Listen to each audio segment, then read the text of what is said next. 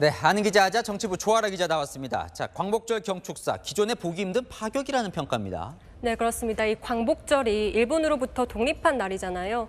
그래서 광복절 경축사는 일본 과거사 문제에 대한 언급 수위가 늘 관심인데요. 오늘은 아예 과거사 언급이 없었습니다. 이 광복절 경축사의 단골 손님인 새로운 대북 제안도 없었죠. 오늘 눈에 띄는 건 자유민주주의 가치연대를 앞세워 유엔사의 역할을 강조한 건데요. 일본의 유엔 사령부 후방기지 역할도 강조했습니다. 그래서 궁금하더라고요. 저희가 이 유엔사 참가국을 확대 추진한다는 단독 보도 얼마 전에 이제 보도를 해드렸는데 한국 전쟁 끝난 지가 지금 70년이나 지났거든요. 네. 이 유엔사 이게 어떤 의미가 있는 거예요? 아시다시피 6.25 전쟁은 한국 혼자 치른 게 아니라요. 22개국 유엔군 참전 용사들과 함께 치른 전쟁이죠. 현재도 유엔사가 한국에 주둔하고 있는데요. 한국에 전쟁이 나면 다시 이 유엔군이 뭉칠 수 있도록 돼 있습니다. 1953년 7월 27일 정전협정 체결일에 맞춰 당시 전투 지원국인 16개국 대표가 발표한 워싱턴 선언에 따른 건데요. 그런데 이 자동 참전국에 의료 지원단을 파견했던 국가들까지 포함시켜 유사시 자동 참전국을 더 늘리겠다는 겁니다. 덴마크는 이미 병력을 파견하고 있고요. 현재 병력을 파견하지 않거나 훈련에 참여하지 않는 나머지 5개 국가도 유엔사 참여를 논의하겠다는 겁니다. 북한의 핵미사일 위협이 커지는 상황에서 이 자동 참전하는 국가를 늘리면 함부로 도발할 수 없을 거라는 판단에 따른 겁니다. 또 유사시 미국에만 의존하지 않고 이 유엔 국제연대로 맞설 수 있는 보장 장치를 마련하게 된다는 생각도 하고 있습니다. 그런데 이 이슈가 처음 나온 게 아니라 지난 문재인 정부 때도 나온 적이 있더라고요. 그때는 반대를 했었어요, 그죠? 네, 그렇습니다. 이 덴마크가 병력을 파견하겠다고 했지만 거부를 했었고요. 또 미국이 독일도 유엔사에 가입시키려 했지만 이 문재인 정부는 한국과 사전 협의가 없었다며 거부한 바 있습니다.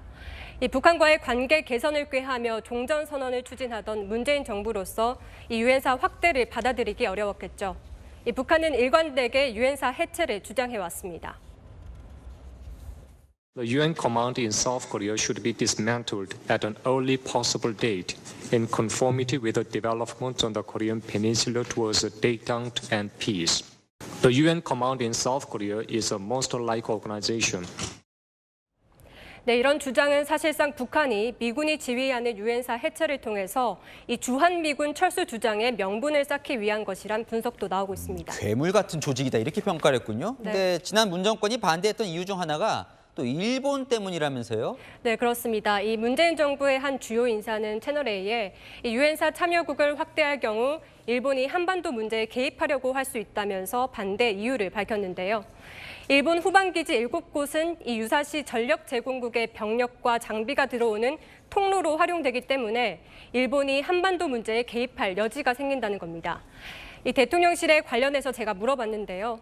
일본 자위대가 전쟁을 수행할 수 없는 데다 또 일본이 6.25 참전국이 아니었던 만큼 이 유엔사에 참여할 가능성은 낮다는 설명입니다. 근데 오늘 윤석열 대통령은 경축사에서 아예 대놓고 일본의 이 유엔사 후방 기지를 높이 평가했어요. 네, 그렇습니다. 이 윤 대통령은 한미일, 북중러의 대립이 뚜렷해지는 이 신냉전 시대 기류 속에서 이 자유민주주의 국가들과의 연대가 불가피하다고 보고 있습니다.